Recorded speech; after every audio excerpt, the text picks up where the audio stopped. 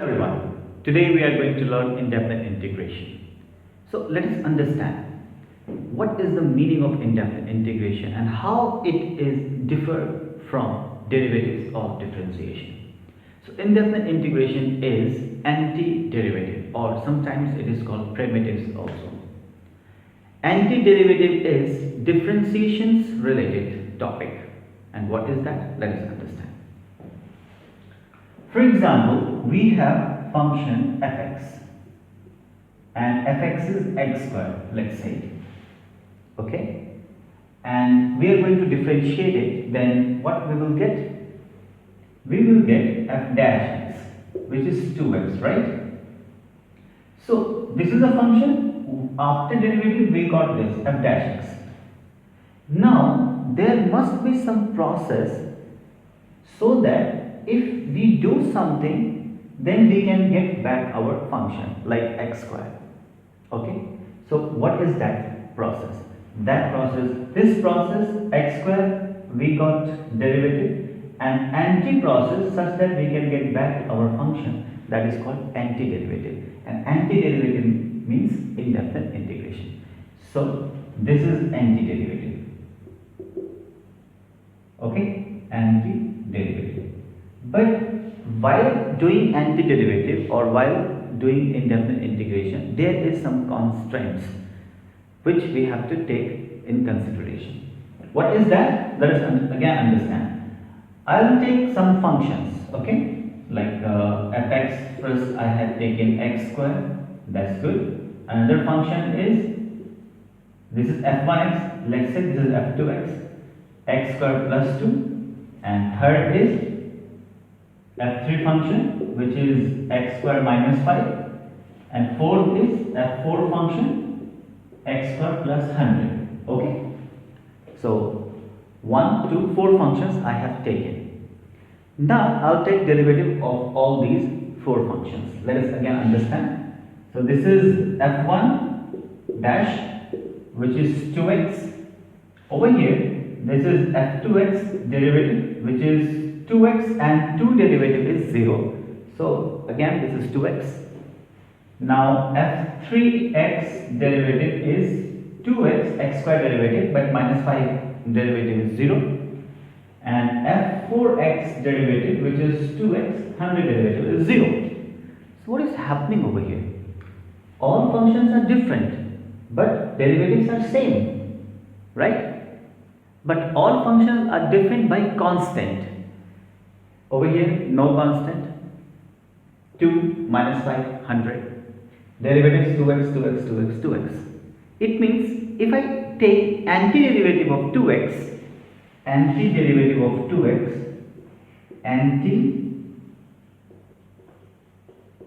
antiderivative of 2x, then there are so many possibilities, right? One student can write, sir, x square. Another will write, sir, x square plus 2. Another will write x square minus 5. Another will write x square plus 100. And there are so many possibilities. It means if I take antiderivative of 2x, then there will be some constant. I don't know which constant will be there, but there will be some constant. There is a possibility, right?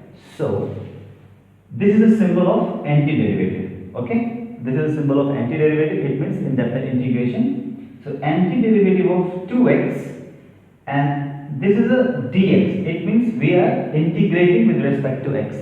So antiderivative of 2x will be x square plus some constant. Okay, instead of 2 minus 5, 100, we don't know exactly which constant will be there. So just we will write c. That's how this c is introduced over here in indefinite integration. Okay? So it was a topic, and we are going to integrate this. Then obviously this function will be changed. We will get integrated function. We will get antiderivative. That will be something else. So I am considering this fx. Hello? This it has been changed, but we have to add one constant, that is c. Okay? So now we are going to learn some basic indefinite integration, which we can directly form from derivatives concept. So basic indefinite integration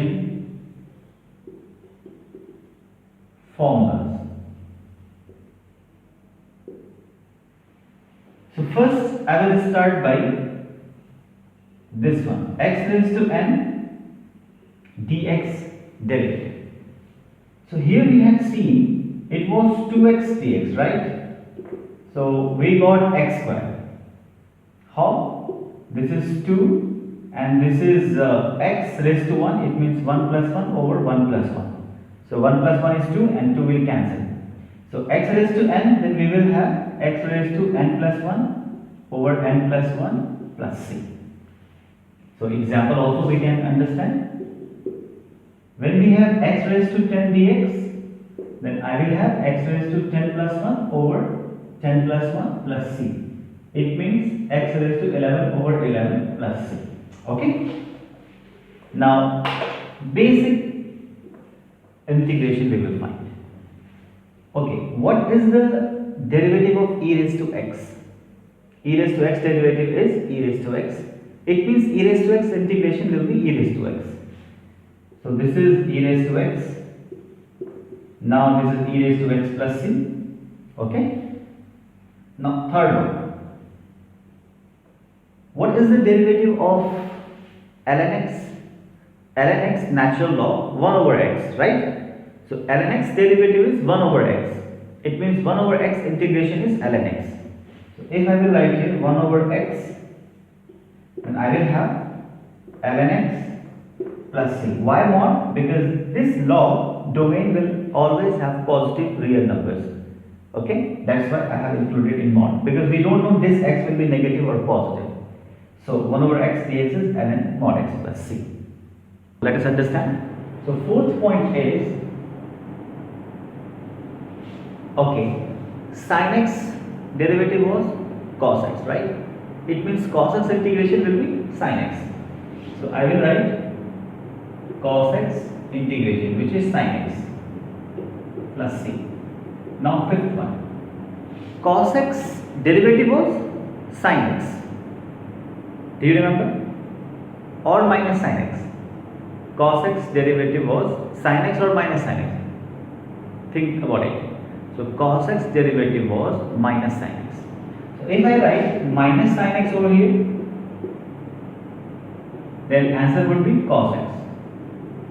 But minus sin x doesn't look good, right? So what I will do, I will multiply both sides by minus 1. So it will be sin x derivative, and this minus will come here, minus cos x, and this is minus c. So c was constant, that is called arbitrary constant. So minus c will be also arbitrary constant. So best is to learn like this, minus cos x plus, this is new c dash. C dash means it's a new arbitrary constant. So finally, if I try to write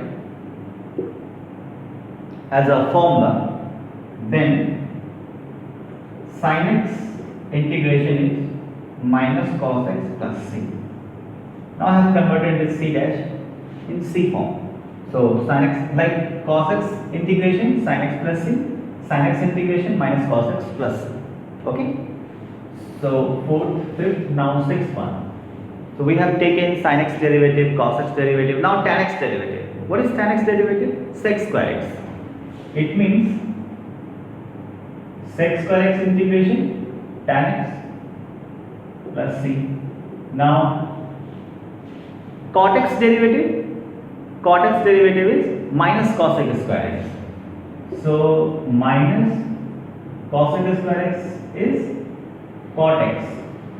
Okay, integration. But we don't want minus over here. So cos x square x derivative is minus cot x plus c. Now sec x derivative. What is sec x derivative? Sec x tan x. It means sec x tan x integration is sec x.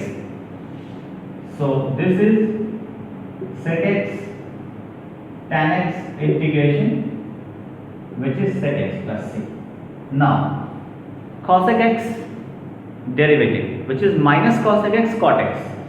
It means minus cosec x cot x integration is cosec x plus c, but we don't want minus over here, so I will write cosec x cot x derivative is minus cosec x plus c.